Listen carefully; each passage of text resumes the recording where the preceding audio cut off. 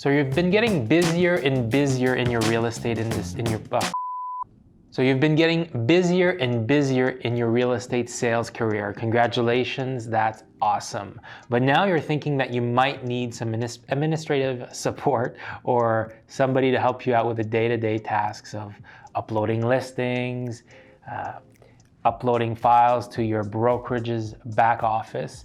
And having an assistant is great, but I want you guys to be aware that sometimes agents hire assistants way too early in their career, and also at the opposite end, some agents do wait way too long before hiring an assistant. So I really think that around 36 transactions per year is where a single agent can start to notice that they would really benefit from having an assistant, and maybe only a part-time assistant at that moment. So if you find yourself doing tasks that you really don't enjoy, if you find yourself doing tasks that are way too long compared to what somebody else would be able to accomplish in that time frame, maybe somebody that's a bit more administrative gifted, if you will, then maybe it's time to start looking for an assistant. So today what we'll do is we'll talk about the 3 things you need to do in order to hire an administrative assistant more successfully, to go about it the right way is what I mean. So let's get right to it. Number 1, what you need to do is you need to get clear on what it is that you're good at. You need to get clear on what it is that you enjoy, and you also need to get clear on what you don't like and also what you're not good at. So there's a very powerful exercise that I'm going to recommend that you guys do. And this one, I do agree, it is a bit annoying. It's very annoying, but man, if you can stick to this idea for a full day, let's say 8 or 10 hours, then you're going to get so much value from it. And what the exercise is just being aware of every single task that you're accomplishing throughout the day. So what you do is you get your phone and you put a timer on the phone for 20 minutes. And every 20 minutes, that timer is going to go off. And what you're going to do is you're going to grab a piece of paper and you're going to document what you did that day. Well, I worked on uploading a listing. I worked on building a social media post. I went and I installed a lockbox. I took photos for a listing. I went and I did a CMA. I worked on a CMA at the office. I emailed it. So what you're gonna do is you're gonna document every single thing that you do throughout the day. I set the timer for 20 minutes. If you wanna do it every hour, that's good, but the smaller the intervals are, the more knowledge and the more accurate your list will be. At the end of that day, you look at your list and you see everything that you did. You wanna identify which of those items are delegatable, stuff that you could delegate to somebody else. Upload a listing to the MLS, you can delegate that.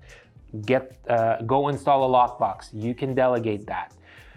Negotiate a contract, you cannot delegate that. You have to do that yourself if you're a solo agent and you're just looking for administrative support, right? Doing a home evaluation face-to-face with a client, you can't delegate that. So you see where I'm going with this. By doing that, you're gonna get a very clear list of what you can do and what somebody else could do. Now, step number 2 is you take that list of items that are delegatable and you're gonna build a very solid job profile. And if you don't know what a job profile looks like, just go Google it. You could see tons of them online. And having that job profile will give you a very clear idea of who it is that you're looking for. And having those tasks, I need help with administrative support to upload listings, to upload transactions to my brokerage back office.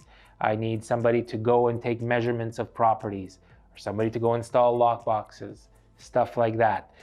Upload documents to signing softwares, stuff like that.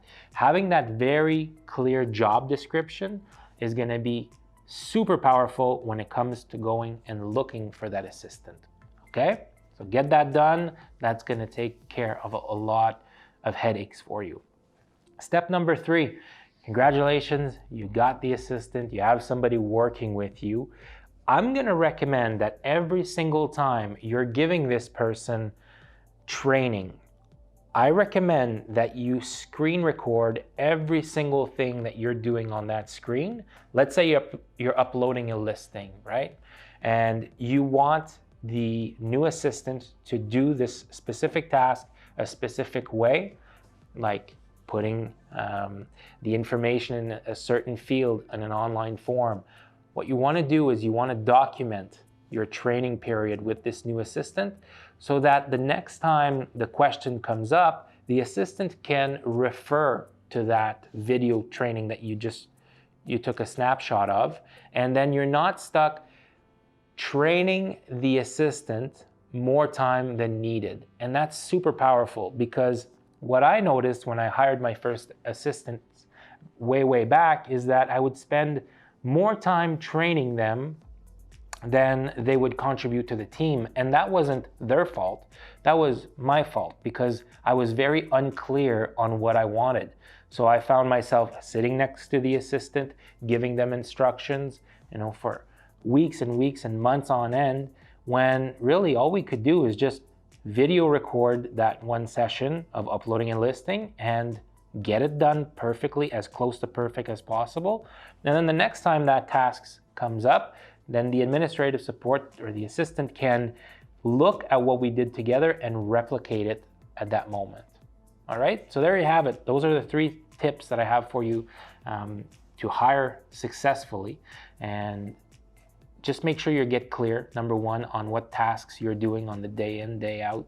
What are there? Are they stuff that you can't delegate, or is it stuff that you can delegate?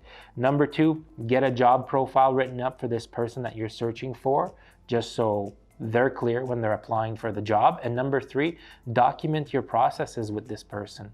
Make sure that they understand the way you want to do it. And if you're going to be doing it once, why not record it and then make good use of the technology that we have today. And the next time they have a question, they could reference that old recording so that you're not stuck, having to stay in the office and train this person for months on end. So I hope these tips are helpful for you guys. But like I said at the beginning, you have to make sure that it's the proper time for you to hire an assistant. And that 36 transactions per year seems to be the sweet spot, but there are some exceptions here. Let's say you're doing 18 transactions per year, but you have intentions of doing over 100 or many more transactions. Maybe you could do it a bit earlier. Okay, I hope this video was useful for you guys. I hope that you're enjoying these. As always, if you guys are finding it useful, like I said, it'd be useful for me if you would leave a like. It's going to help a lot of agents just like you discover this channel. And let me know what your concerns are about hiring your first assistant, or maybe share a funny story of something that happened to you when you hired your first administrative support. And let's keep the conversation going in the comment section down below. All right, I will see you guys next week on another video. Whoop, one of those days.